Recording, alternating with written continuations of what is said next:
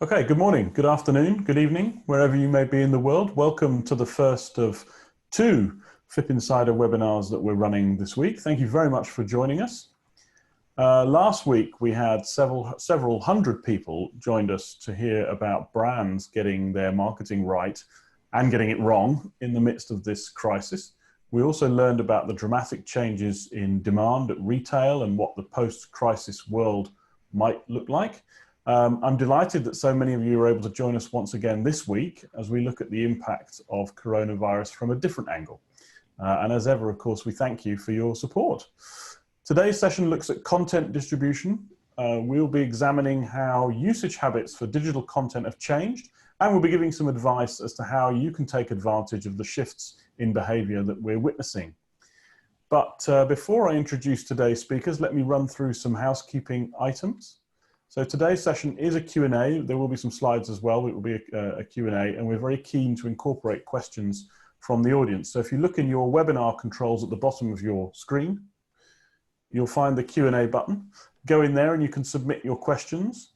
You can also upvote other delegates' questions, and we will obviously take the most popular ones as we go along, and you can make comments on them as well. There is also a chat box, which you can also access through your webinar controls. You can use this either to chat privately with myself and the panelists or with the other attendees. And we'll be keeping an eye on that throughout the event. And I recommend you do keep that box open because the FIP team will be posting comments and useful links throughout the event. Now, these events and the work that FIP does to share knowledge across the industry would not be possible without the support of our corporate partners. PressReader, our guests for today's session, have been one of the biggest supporters of FIP and of the industry more widely for many years, and we thank them for partnering with us. You'll be hearing more about their work later on. I'd also like to thank FIP's members for the support you give to the organisation. We will soon be putting much of our content behind a members-only registration wall on our website. So for those of you that are not members, if you want to continue making use of the knowledge and insight that we provide, we would encourage you to join. Please contact me on james@fip.com for more details on how to do that.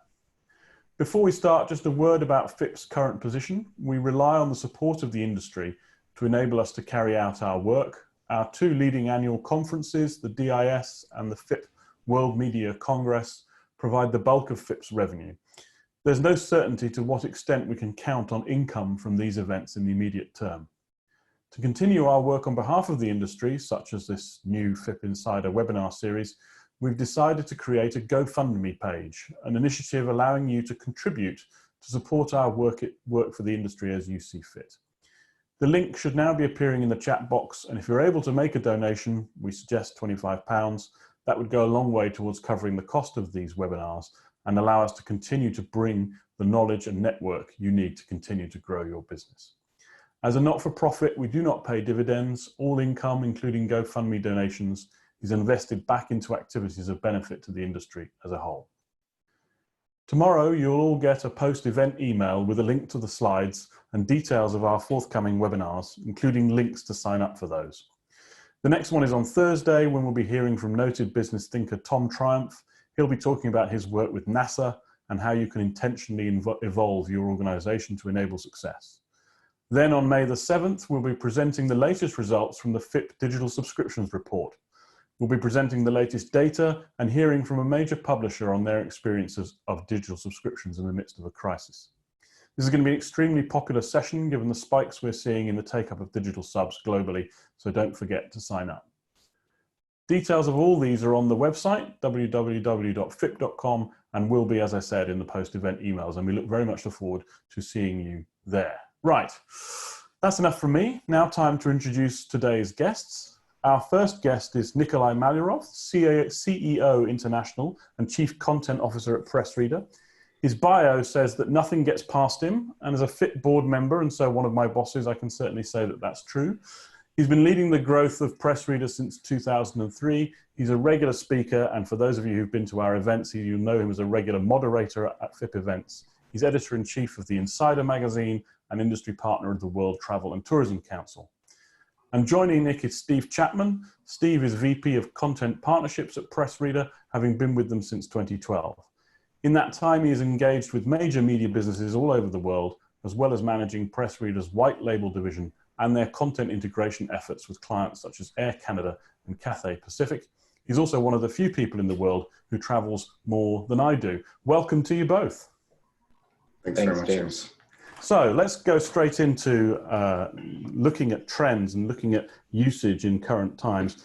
We know anecdotally from our research and from talking to publishers that we're seeing massive increases in news consumption all over the world. Is that being borne out by the data that PressReader is getting, both kind of from a newsstand point of view and also for your branded editions? Very much so, and I don't think that would come as a surprise. We obviously, on a newsstand side of things, we're a little bit different because we aggregate media of all different types. We get over 3,000 newspapers, we get over 3,000 magazines covering a variety of different topics, and we're all bringing this into the all-you-can-read subscription on PressReader. So the trends that we're seeing are slightly different than any single organization would see at their level. But the usage trends are very much on the upswing, and I hope you can draw some parallels from some of the data that we've pulled. On the overall the engagement side, we compared the January to sort of middle of April as we're preparing for this webinar, and we looked at the overall rise in the average session time, going up to 7 minutes, and the mobile time going up to almost 2 minutes. Now, as one would expect, you'll see that the lowest consumption point is midweek, with weekends, Monday and Friday, having the highest consumption in here. The average session for new versus returning users, you'll see that the returning users have gone up from 6.5 to 9 minutes, and new ones have gone up to 2 minutes as well. Again, what we'll also see is that the users that are coming to PressReader tend to come more than once a day, because of the way the content drops, and we have content coming in 24 hours a day.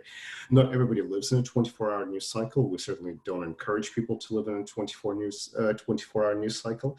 And this is where the power of aggregation is coming in, which we'll hopefully touch upon later, where PressReader is not just a gateway to analyses and opinions going beyond sort of news bites and headlines and press conferences on everything that's health related and COVID-19 related, but also as a mean of escapism, which is also very important at this at these times, where you can find something that is perhaps a bit lighter. If you're staying at home, if you're in one of the lockdown countries, you tend to be cooking more at home. There's a whole bunch of food magazines for you to get your content from, and perhaps discover a new favorite recipe. If you're trying to stay on top of your fitness routine, perhaps discover a new health and wellness related publication as well.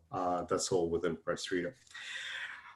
Let's talk about the kind of on a more granular level beyond sort of the minutes and seconds on the engagement. If you look at the articles read, you will see a very clear trend upwards in the overall just the depth of engagement with content that we have on PressReader.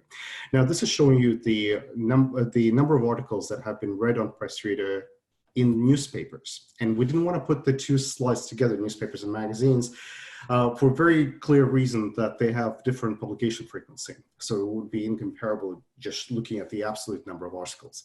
But we wanted to show the two slides, and Steve will jump to a second slide in a second, where you see a very, very clear uptick in the overall number of articles read. And this is covering, again, a period from the 1st of January to the 24th of April, so very recent data. Certainly on the magazine side, you see much more cyclicity to the number of articles in the magazines that are being read. This has a lot to do with, obviously, the publication schedule.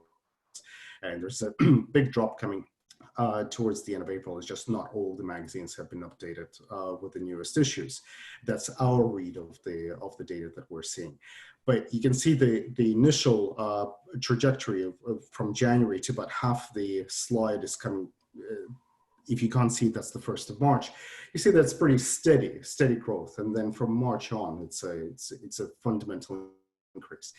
Now, mind you, we have a lot of our clients in verticals that are completely shut down at the moment. Hotels are all but closed. We'll talk about some of the changes to our hotel operations that we have done. Airlines are virtually all grounded. There's almost no single cruise ship. I think there is one still at sea in the world out of over 300 that would normally be out at sea. So we would ordinarily see a drop in the amount of content that gets consumed through PressReader. However, we have implemented some programs where we're still providing engagement. And what we have seen is the very obvious rise in the number of home-based users who are now consuming the content on PressReader and paying for it as well. Nick, can I just ask you a quick question?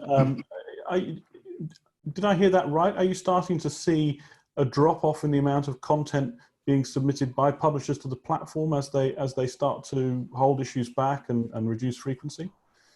That's not exactly what I was saying. I was just saying that the way that magazines are published overall, being a weekly or a monthly compared to daily newspapers, that's what's reflective in the graphs. But certainly on the overall level, with over 7,000 publications, we see drop-offs. We see publishers who drop off print days and therefore are no longer supplying the content that we need. Yeah. We'll cover that element a bit later today. We're also seeing publications that have ceased publishing either for the period of this crisis or perhaps permanently, which is very, very unfortunate, and that is reflective of the state of the industry and the just looking at COVID-19 as an existential crisis for the industry to deal with. And we're also seeing just the number of articles that are included in specific publications drop off as well. So, everybody has seen an article about the New York Times dropping the travel and the sports sections in the print edition.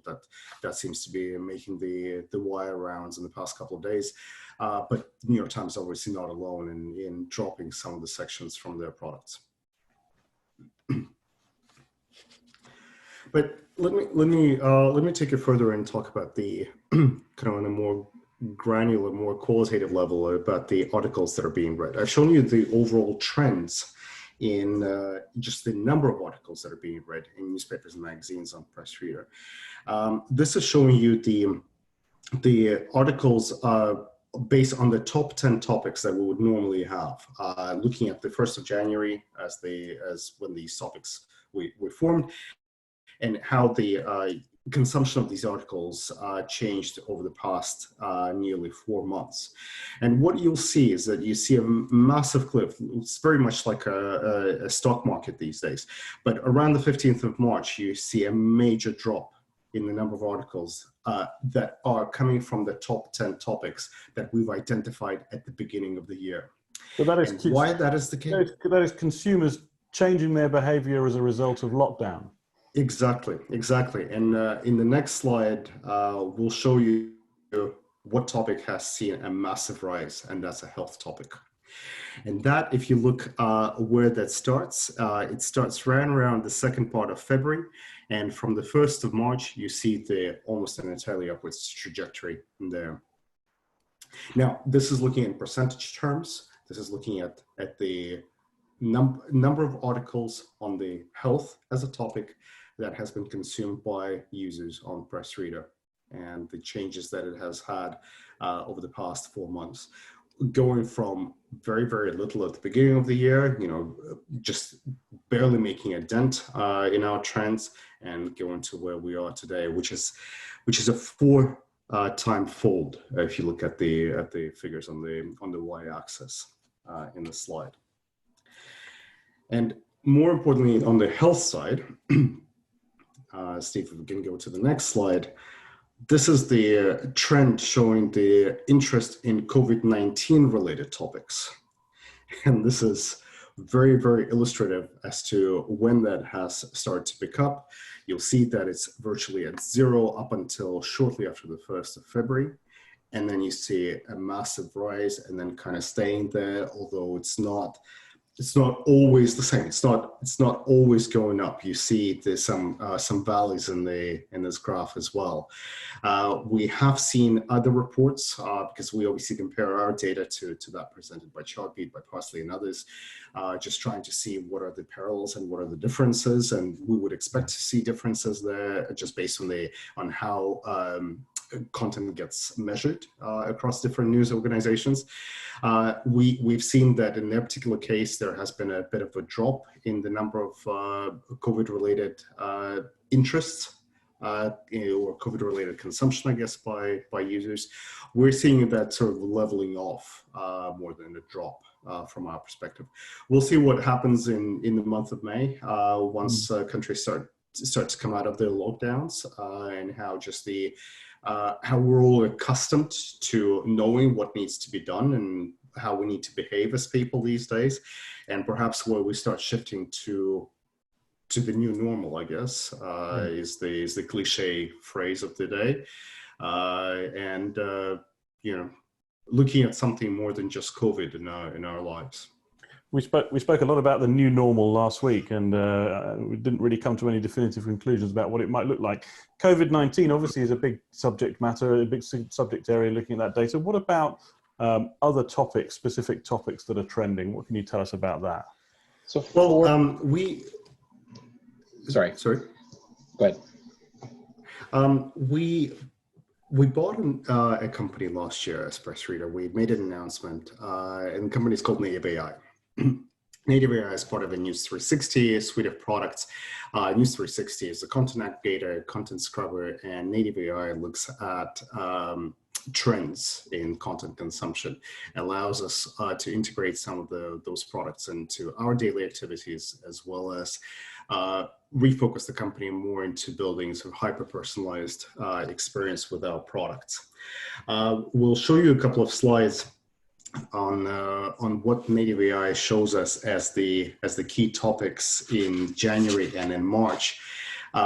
We've done it with a focus on health, and before Steve starts showing this video, which to see first of all the visualization of the data that we get from our back end. This is the breadth of topics that has been consumed by our users towards the end of January. Obviously, the percentages don't all add up to 100% by sheer reasons that you tend to consume more than one topic. But you'll see that health is pretty much up there. We have a lot of health and wellness publications, so it's not unusual for us to have our consumers accessing health-related content. But it's a fairly broad spread of content between politics and society and ecology and crime and medicine and business and sports. What you'll see, Steve, before you play it, can you go to the next slide? And I think there are some key differences that you'll see in the two slides. This is 2 months later. Just the overall number of reads on health-related topics went fourfold, as you would have seen on the trends graph before. But what you'll see is that there is what you'll see here is also an increase in consumption in other topics. Some stay the same, like for instance, crime, entertainment has grown. As you would expect, people are bored, people want to read something lighter. Sports has grown, which is interesting compared, if you look at what's happening in the sporting world with various events, but you're still trying to stay fit and healthy as you're at home. Nick, you'll see that is this showing showing the increase in consumption pre-crisis to current day? Is that what that's showing? It shows the change in the topics from pre-crisis to where we are today. It also shows you the increase in consumption of health-related topics. Yeah. And within each one of these clusters, you'll see that it's broken down with the lines. We're going to go deeper into it. So, Steve, if we can go back to the previous slide and roll this video. We have a question from from one of our attendees who's asking, is this global data or UK only? It's global data, right? This is global data, yes. Global data, lovely. And it's for our PressReader platform only, doesn't include our branded edition partners. Got it, thank you. But you'll see the health-related topics in January. You'll see public health, health conditions, nutrition, women's health, and so on. Now let's go into March.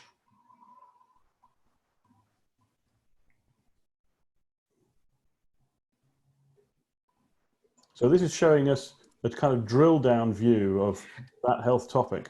Correct. And this is now the March. And you saw that it's a very sort of a standard kind of a spread of health-related topics in March. And look at the massive rise in infectious diseases.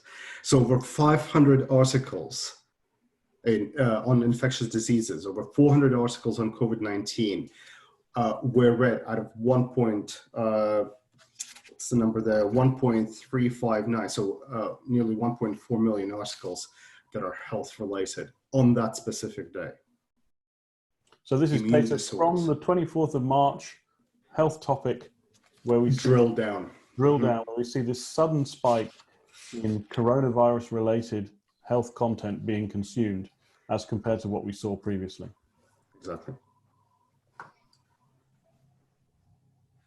Now, what would be interesting, James, is if we were to run this for a date in April, close to where we are now, you would see that this had started to drop off some in the specifically related to infectious diseases and the COVID-19 topic, and a larger shift towards other health-related topics as people take advantage of all of that content that we have on the platform.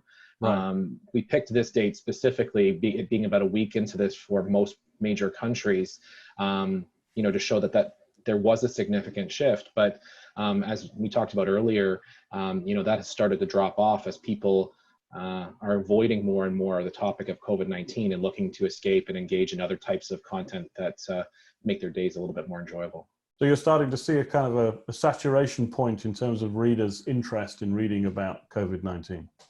Yes, and the interesting thing about our platform is that, we provide a lot of the deep analysis and a lot of the editorial that comes from the various leading publications that we have on the platform. People see the breaking news perhaps on their television or through our white label products with all of our publishers who have a branded edition.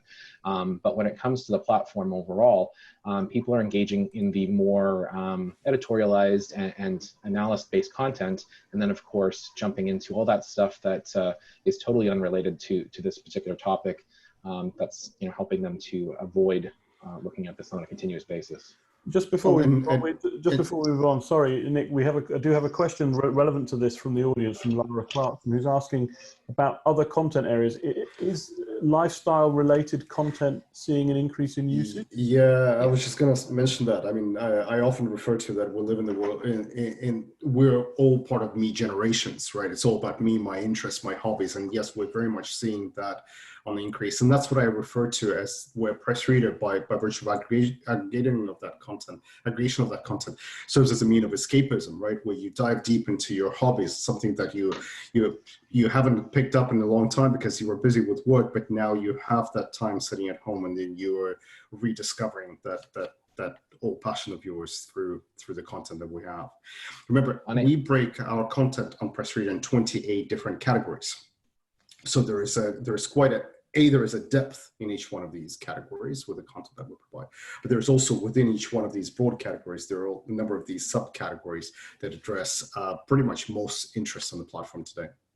So our top topic, especially in the magazine space, gossip has been #1 across the board, followed by lifestyle, food, and then home and garden, as people do work to try and make their homes more livable at this particular time.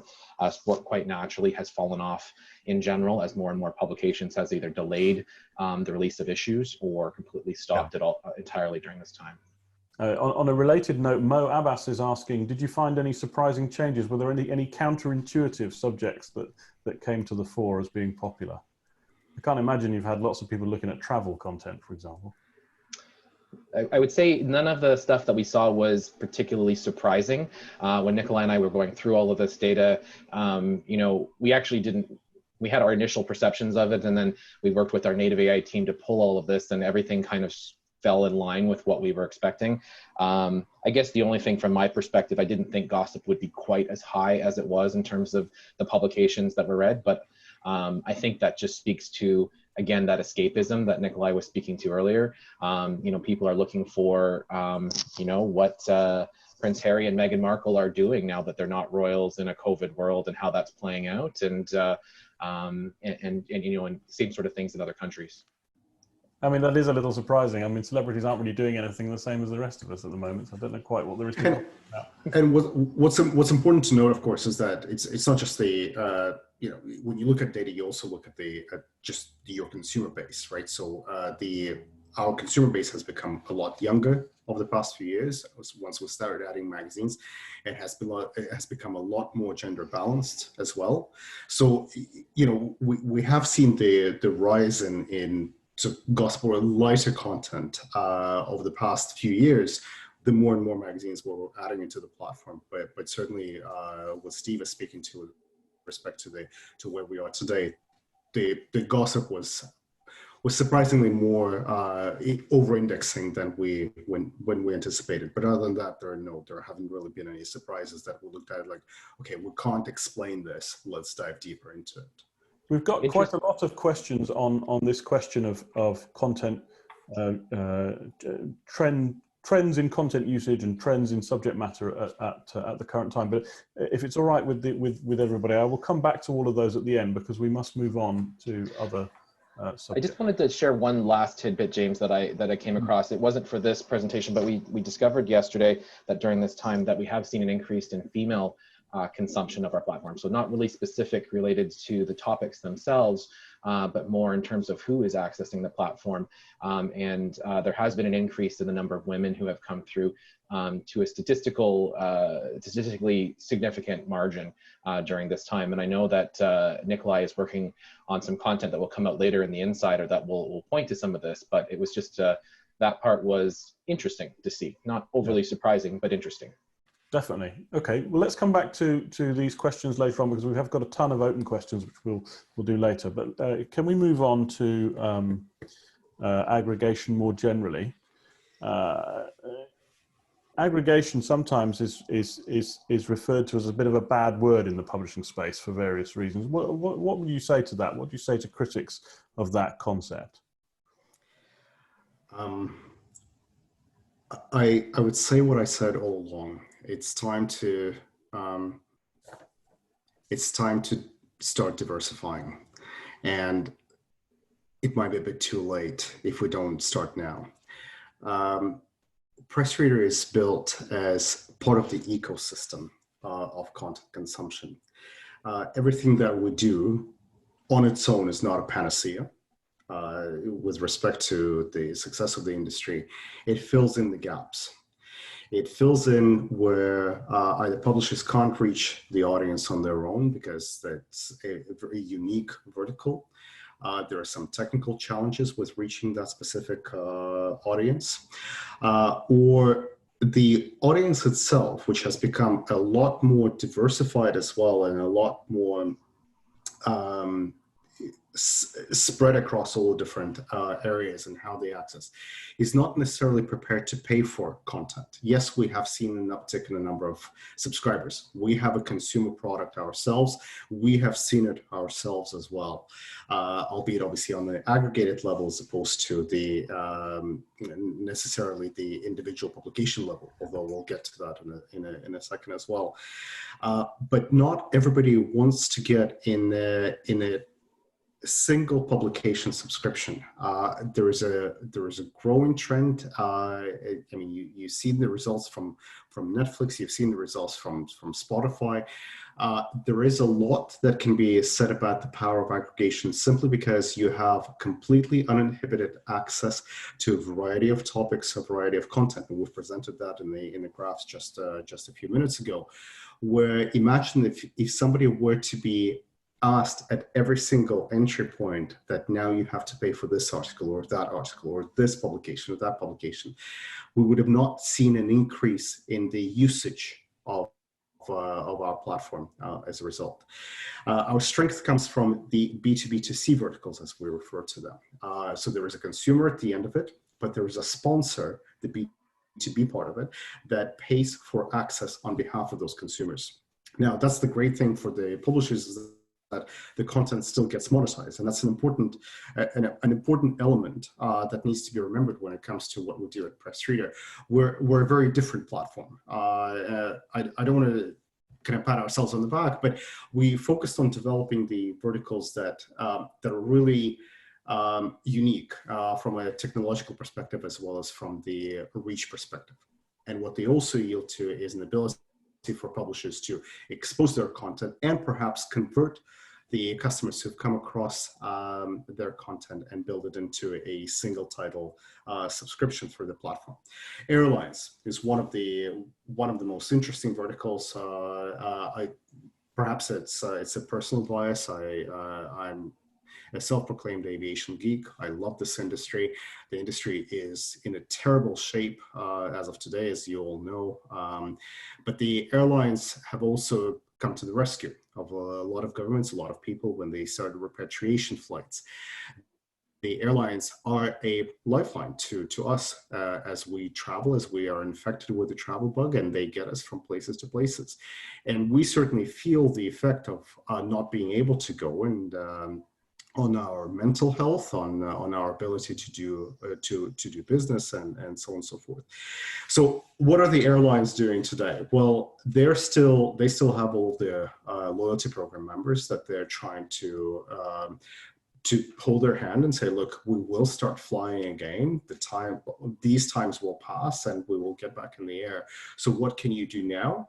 You can continue getting access to all this quality, trusted content and a mean of escapism when you're on the ground. Turkish Airlines has launched this initiative with us last week. As an ordinary Turkish Airlines passenger, you would normally get access to PressReader 48 hours before your flight. Well, now you're sitting at home for the next couple of months and you're not flying. Turkish Airlines is providing this to you as part of their loyalty program benefit at no cost to the passengers. Air Canada has launched something very similar, although they have limited it to their top tier frequent flyers as well. So as part of your login into the Air Canada's altitude program page, you will have access to PressReader, and for the next 2 months, you will be able to continue accessing that content, the content that is paid for, the content that we pay the publishers for whose content gets consumed on the platform. On the marine side of things, it's not much different either as to where the industry is today. A fantastic industry, obviously takes a very different approach to travel, but takes us away from realities and helps us to disconnect from the world in some ways. The marine industry has been hammered by this crisis. There have been several ships that have had the outbreaks on them that have been quarantined at sea. And what we have done, we have a great marine division overseen by one of our colleagues called Suzanne. She reached out to several lines and offered our Goodwill Initiative to them at this time of crisis. Holland America was one of them. They had, I believe, 3 ships stuck at sea with sick passengers on board. Not just sick, but where passengers have sadly passed away as a result of this virus. And suggested, look, you have passengers stuck in their suites, in their cabins. Why don't we give them access to content so they can at least have some sort of normalcy in their life? And Holland America jumped on it straight away. How we facilitated the installation of a server on board, all done remotely. It was facilitated the delivery of content to the passengers and to crew as well, because you have to remember that there are also people working in these organizations, and it's important to keep them sane through this whole process. And so that has been a very interesting and very well appreciated initiative that we've done with Holland America. We've done something somewhat related to what we've done with aviation with Uniworld, where they've extended access to their River Heritage Club members, again, the loyalty program. Again, we're channeling. Uniworld, Nick, for those who are not familiar, what is Uniworld, and is that another cruise line? It's another cruise line, yes. It's another cruise line. And so as a loyalty member, you get complimentary access to PressReader as part of the UniWorld PressReader initiative for the next 90 days before you get back on board. The big part of all of these goodwill initiatives that we're doing, it's not just that we're continuing to monetize the content, that we're continuing to exposing this content to people who are stuck at home. We're also tapping into the marketing machines of all of these different clients, of all of these different partners of ours. And we're also training people that, look, times are changing. And when you get back on the plane, when you get back on the cruise ship, when you get back into a hotel, you will see what the new normal is going to look like in each one of these verticals. And what the new normal is going to look like is going to have a complete, almost entire elimination of any print materials in your rooms, on board of the aircraft.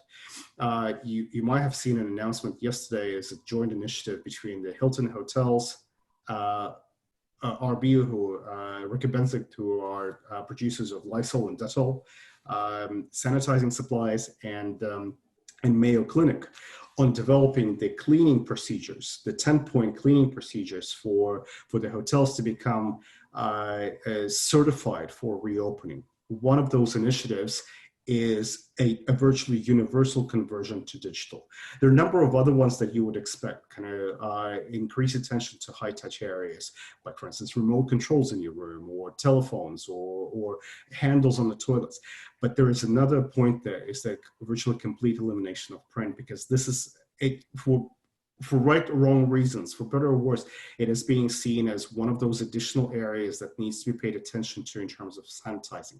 So next time you're going into a hotel, you're not likely to see the binder lying on your desk that explains all of the services at the hotel, all the various print collateral that is sitting on the desk, but you will see a conversion to digital. So this is our opportunity to jump on board and provide access to this content.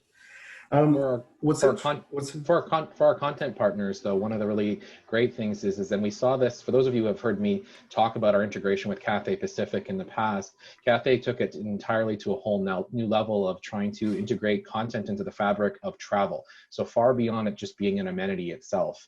And for both of these opportunities, with Marine and with the airlines that Nikolai has talked about, this is accelerated with our partners, how they are integrating that content, your content, into the fabric of what they do, and making it a bit more than amenity. And so when we talk about aggregation and the ability to try and drive discoverability, it's these partners who are going to help to drive discoverability with new users across the globe, creating those opportunities for you to convert them to subscribers. And have you looked at any new verticals? I mean, I think airline and marine, it's interesting to hear what those companies are doing, of course, but I mean, they would be relatively familiar to most of the audience. What about verticals that people may not know you for, that you're actually operating in at the moment? Yeah, what's interesting is that we tend to think super creatively at the times of crises, and this one being no exception. Now, there's enough flexibility and resiliency in the technology that allows us to kind of pivot to new verticals. The next slide will show you. I wouldn't necessarily say it's a new vertical per se. I'm not even sure if it's a vertical itself. It's just the use case that is different and quite unique. But we've just launched an initiative with the British Forces Broadcasting Services, who, as you would expect, broadcast all different content to British forces stationed around the world. So the first initiative that we've done was in the Falkland Islands. And there are 2,500 troops that are stationed there. If you looked at the map, you'll see where the Falkland Islands are. They're middle of nowhere. The connectivity is absolutely terrible there, and these people are stuck there for months and months and years at a time. So they have access to all this great content as part of the service that is being channeled through a technology partner, a local technology partner. So it's been very well received in the 2 weeks that we've rolled this out, and we are planning on rolling this out to other residents of the islands as well, now that we've developed as a proof of concept. So I guess what this is showcasing is developing of all these remote installations. So we have a capability of doing that. It's technologically challenging, but it's something that we've tried out on the marine segment, and we're now can adapt it to various remote installations. But think of mining camps, for instance. In mining camps, you know, if we apply it to the COVID times, mining camps that have been on a very strict lockdown, because normally you have a rotation of people coming in and out after several months because of how difficult that work is. Well, these camps are right now on a complete lockdown to preserve the purity or the cleanliness, I guess, of those installations. But it is taking a mental toll on people who are there, and we can provide them with a little bit of escapism through PressReader. So that's another subvertical. Next couple of slides will show you how we've pivoted with the hospitality. Yes, hotels is a big segment for us, but the hotels, similar to airlines and cruise ships, have pivoted themselves. They opened their doors to healthcare staff, as well as the people who are ill, where the hospital capacity is not great.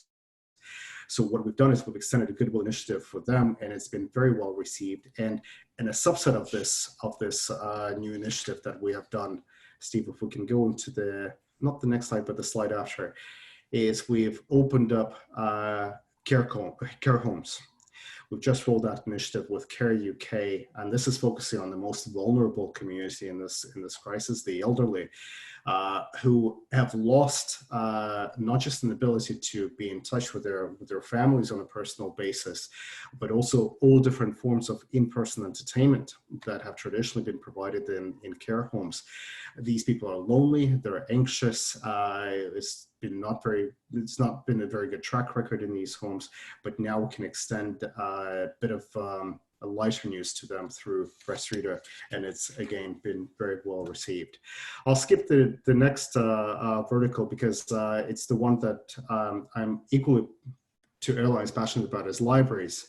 Libraries have been a lifeline to a lot of vulnerable members in the community as well, especially those who are unable to pay for content, and by providing remote access to those people to all the different electronic services. And they've been a fantastic supporter of the industry, of the publishing industry, providing ability to pay for content and to democratize access to that content. But a great industry, great vertical to work in. I just wanted to ask a question now about the technology that underpins all of this, because I think everybody will be very familiar with branded editions, with creating editions of their magazines for digital newsstands. That technology has moved on leaps and bounds in recent months and years, and I know you guys have got a new product on the market, BE 2.0. Can you just tell us a little bit about that, particularly in an environment where, as we mentioned earlier, we've got publishers reducing frequency or eliminating issues? What is the new technology that you guys have got around this, and how can that help our publisher members address these changes? We launched our branded, just a second, we launched our branded edition technology back in 2005. So the technology itself is as a concept, is not new to us as a company.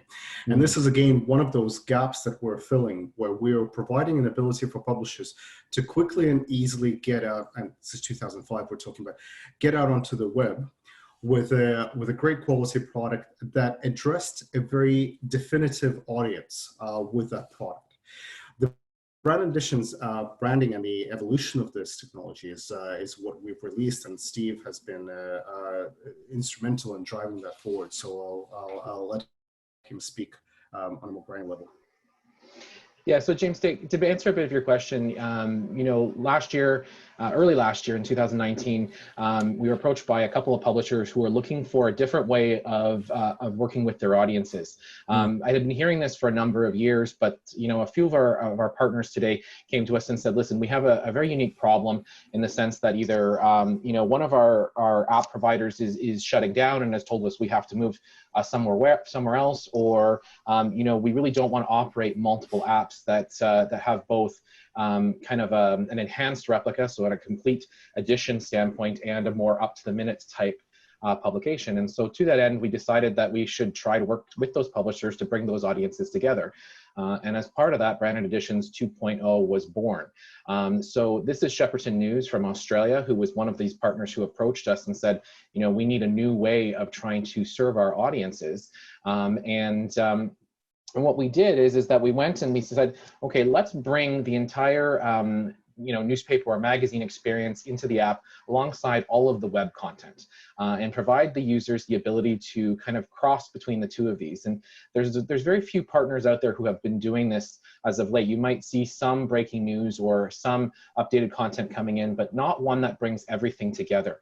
And so we set out on the task of designing and working with these partners to build the best possible solution to combine these together.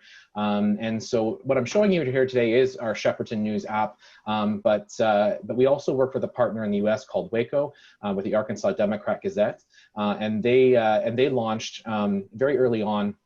And like I said, their goal was entirely to say, okay, our older audience reads our replica product. Our younger audience reads our more web-based content. How can we bring the two of those together and show them the younger audience the value of a curated experience, and the older audience the value of having some more up-to-the-minute news.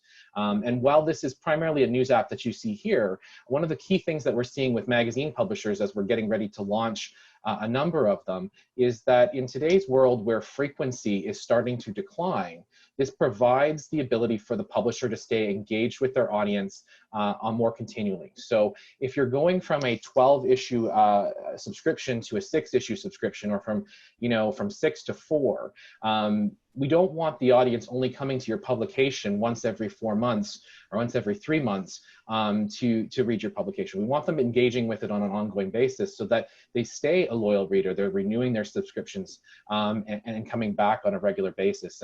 And so this is what our magazine publishers are seeing as kind of the future of how their apps are going to evolve, is supplementing the curated, beautifully laid out editions with that web content, but all in the same place, and either as part of one overall subscription, or creating an opportunity for users to upgrade their experience from one product to another, and having that overall experience.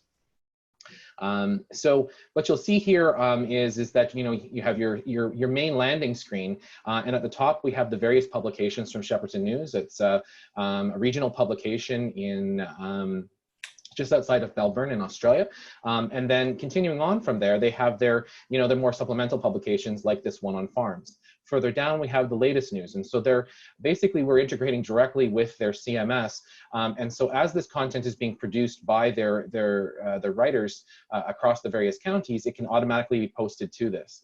In addition, we've developed this so that we can do push notifications, either for breaking news or for things that are highly relevant to your audience. So when we think about the magazine audience, what is going to bring those users back in on a regular basis? Well, it's the push notifications that are coming from this content that is coming from their website. Moving along to just some of this here, you can see some of the other key features we have within this platform, and the ability to translate, listen, print, and those sorts of things still exist within the apps. But we've also gone and completely redeveloped how people consume their content on the devices. And so this last image that you see here is the text view of all of the articles that are coming from both the edition and from the web-based content. And it's designed very, very cleanly to engage you on your device. It's specifically designed for that device size, and has created increased engagement overall. We're seeing a massive increase in the consumption of content in this new app. Specifically with our two beta partners, Shepperton News and Arkansas Democrat Gazette. Fantastic. Okay, fantastic. We've got a few. We have got only about 10 minutes left. So before we wrap up, and a few questions to close with, I just want to take some of these questions from the audience. And if you don't mind, guys, these relate mostly to content consumption. So hopefully you'll be able to answer them. Top question here from Alistair Lewis. Are we able to understand what percentage of content is coming from magazines as opposed to newspapers? So within the data that you've shown us, what's the kind of makeup there? I don't think we have data, this particular data point on hand to be able to answer it, but it's a very interesting question. We'll come back to this post-webinar, absolutely. Okay, we can do that as a post-webinar answer. And then a question here from Lisa Shkolnikova. Pardon me if I'm mispronouncing your name wrong. You say that your consumer database has become younger. Does that mean that millennials and Gen Z read more magazines? Or if I can add to that, does it mean they read more magazines on your platform as opposed to in print? Well, remember these particular audience segments or slices, they generally tend to read more magazines than newspapers to start with, as a trend. But they're also a generations rather that have grown up in the all-you-can-consume the subscription model. So to them, PressReader is a natural fit in their daily life. What's interesting about them is, contrary to the initial beliefs, they also pay for content, which is fantastic to see. And they also, they're the generations that are not particularly driven by a specific brand, a specific masthead. There is loyalty, and that loyalty has been growing. There is trust that has been growing as well, which is interesting to see. Again, contrary to some of the initial beliefs of the habits and behaviors of these particular audiences. But the one point that you absolutely must remember, we have to move beyond the age brackets and the gender in assessing how content gets consumed. And this is what I mean by the me generations. It's all about me as an individual. Just because I'm a male in a certain age bracket that I will not mention on the webinar, it doesn't mean that I will absolutely read title A, B, or C.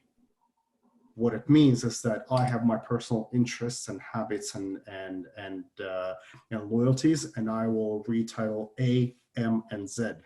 And we need to move beyond sort of traditional demographical buckets when we're looking at content consumption. So a couple of questions here relating to subject types or content areas. Amir Safir is asking, is there any increase in wellness, meditation and spirituality related topics since we've got more people at home? And Eileen Nimue, hi Eileen, nice to hear from you, is asking about fashion. In fact, it's been a consistent theme through most of our webinars so far, the impact of the crisis on fashion and fashion content. What can you tell us about those two areas? I think definitely for the first question, yes, there definitely has been an increase in that, and we as a platform tend to group all of that under the health topic. And you know, when we showed the comparison earlier on, you've seen that health has kind of topped out quite a bit over the last 4 to 5 weeks. And while the COVID content was very important in the March timeframe, we're now seeing a shift more towards things, you know, meditation being a good example, but everything from, you know, yoga and other types of working out health publications like Men's Health and Women's Health, which are always very popular on our platform, have actually exploded yet again on the platform. To, you know, as people are trying to figure out what they're going to do at home and how they're going to stay, you know, somewhat sane during this unusual time. So you know, it kind of comes back to that whole little bit of we call it escapism, but it's that kind of shift away from, okay, here's the reality of today, and how am I going to stay, you know, in a good, peaceful state of mind during this period, and that comes from largely through our health vertical.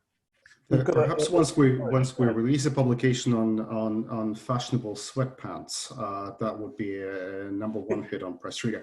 I will note, however, that I just looked at the data again, comparing January to March. The one topic that hasn't really been indexing in the January stats that we're showing, but has become quite prominent in March, was relationships and sex. It went to 34%. Now, look, several ways to slice this, but we're all staying at home, and in some cases the relationships have become strained if you're working side by side with your partner at home, you know, confined to your small places. So perhaps not necessarily meditation and health and wellness, but how to deal with the stresses of working from home, new realities, and how to make sure your relationship doesn't suffer as a result. I've got a really good question, important question here, which I'm sure you'll have a strong view on, from Cécile Calmont, Thank you, Cecile, for your question. What is your analysis of the publisher's situation in aggregate? With ad revenue down, and also, as we heard last time, newsstand sales down, are platforms like yours likely to become a more important part of the ecosystem? I hope so. I hope so, more from a perspective that some of the more skeptical publishers will see that as such. I'm convinced so from a press reader perspective. I'm convinced that as I mentioned, there is a universal shift to digitization in some of the verticals that we're working in as a result of this crisis.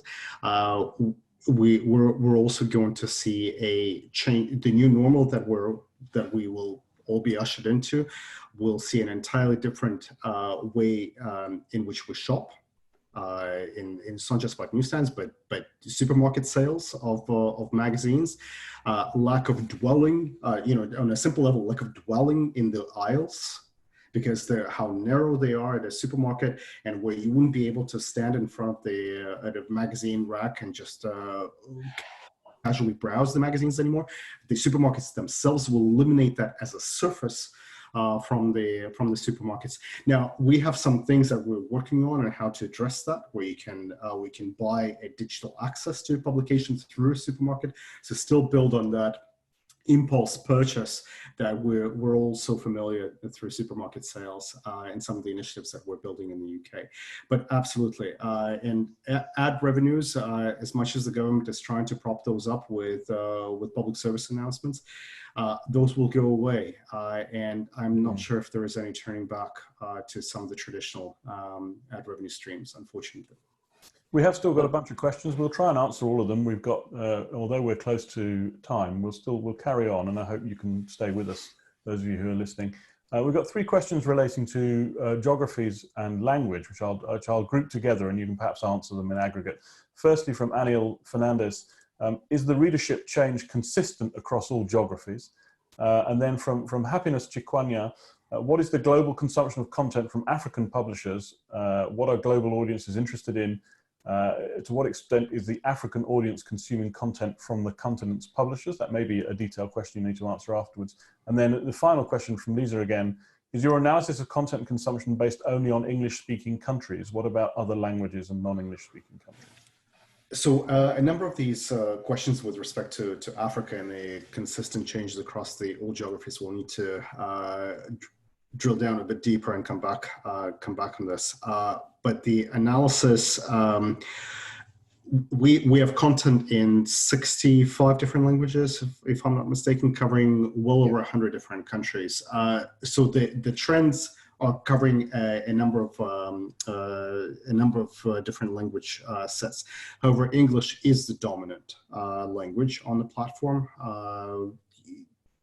Just not because we particularly like the English language or particularly go for it, but it's just that's how we've developed as a company. French being the second one, right? If I'm not mistaken, Steve. No, Spanish. Spanish, and then French. But it is covering more than one language. However, the native AI platform that we talked about, and where you saw that animation of drill through in various topics, that is largely English language based, simply on the number of various data points that we have in the English language. And where you have the granularity that is needed, and that goes into millions on various topics. So you don't rely on purely broad topics like health and sports or whatever, but you go much deeper in each one of these topics. Fantastic. We have got a question here from Babar Nizami, which I won't ask you to answer now, because he's asking how much does the solution given to Shepperton News cost? I'll suggest, Babar, that somebody from PressReader will get in touch with you to discuss that in a bit more detail personally. Absolutely. Question here from Alvaro Triana. Hello, Alvaro, sitting at home in Colombia, I think. Nice to hear from you. Have you changed the subscription model for B2C consumers? Are you doing any special rates for retirees, family groups, students at home? So we've maintained our standard subscription rate and actually standardized that over the last year. But at this time, we've also introduced for a number of new clients an opportunity to do, choose 15 publications for $10. And we're testing that right now in a number of different countries to see how people engage with that content and to see if that price point is one that is relevant to them and is going to work overall for us. But largely our consumer base, has been very loyal over the years. We've had a very strong following to our all-you-can-read platform, and that has continued to grow during this time as well. Okay, fantastic. I think we're just about out of time, and we've answered pretty much all of the questions. Oh, one very quick technical question, which you can answer very easily, from Ian Maxted, who's asking, in terms of technology, do publishers simply hand PDF files to PressReader as they would do to a printer? How does that work? Yeah, so we ask that they send through what we call an extractable PDF. So essentially, when you're looking at what's left on the screen here, you'll see that this article here, this content is extracted in XML. So when they send that file to us, we do all of the work to bring this to life and make it as enhanced as it possibly be. So taking it as far as it can go without creating a new workflow. But it is a very simple upload process for the publishers. And then again, for our branded editions technology that are also bringing in web-based content, we work with them on the feeds that they have for supplying that and helping them to organize it into a way that it can be best discovered by their readers. Fantastic, thank you. And Steve, if you could put on the screen the contact details for you guys so that everybody knows how to get in touch with you, that would be very useful.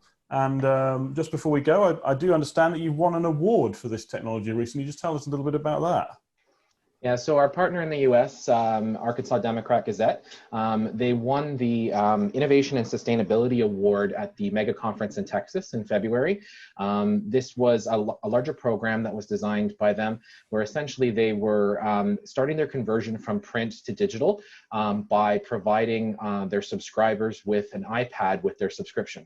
Not an iPad that was just free, you sign up for a month and get to keep it, but that every month that you had it, you had the subscription, you had the iPad. And as part of that, they came to us and, like I said, wanted to rebuild this technology into something that combined their audiences together. And yeah, we were there with them to win this Innovation and Sustainability Award, and we're quite proud of them and everything that they have done. Fantastic. That's really great news. Well, thank you very much, Steve, and thank you, Nick, for your time today and for your insightful graphs and comments today. I'm sure it's been very useful for everybody. For those questions we weren't able to answer, we will endeavour to do so in the post-event report that will come out on FIP.com. Keep an eye out for that. And for those of you who are asking personal questions, we will put you directly in touch with PressReader so that they can get in touch with you about your query. So thank you, all of you, to those of you who've attended this. I hope you enjoyed it. It was certainly a very good and interesting and productive session. A reminder that you can follow FIP on Twitter and on LinkedIn. On Twitter, we are @FIPWorld, and I am @FIPCEO. That's a good place to learn more about what's coming up in terms of the future webinars.